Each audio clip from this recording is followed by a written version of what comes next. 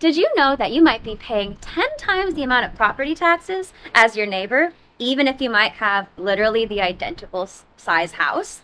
Why is that? It's because of a law about from 50 years ago called Proposition 13. This was a voter-approved measure that was passed in 1978, which basically means that if you bought a house before 1978, you pay your standard 1% property taxes on the value of the house that it was by 1978.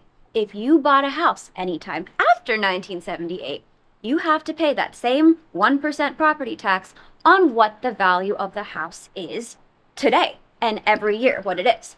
Let's say, for example, in 1977, right before the laws passed, you bought a house in Montclair that was worth $100K. Today, in 2026, you were only going to have to pay that 1% of property taxes on the value of the house that it was when you bought it in 1977, on that $100,000, even if the fair market value of your house is $1 million or more.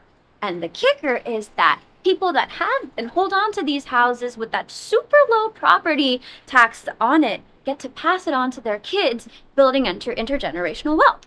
On one hand, that's great for those families to not be priced out of the neighborhood and be able to hold on to these houses and other things.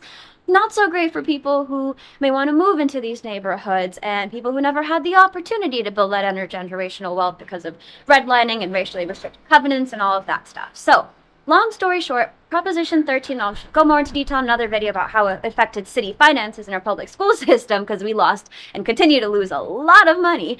But long story short is, this is one sometimes forgotten inequity in neighborhoods today, and how much people really have to pay to be able to afford a neighborhood.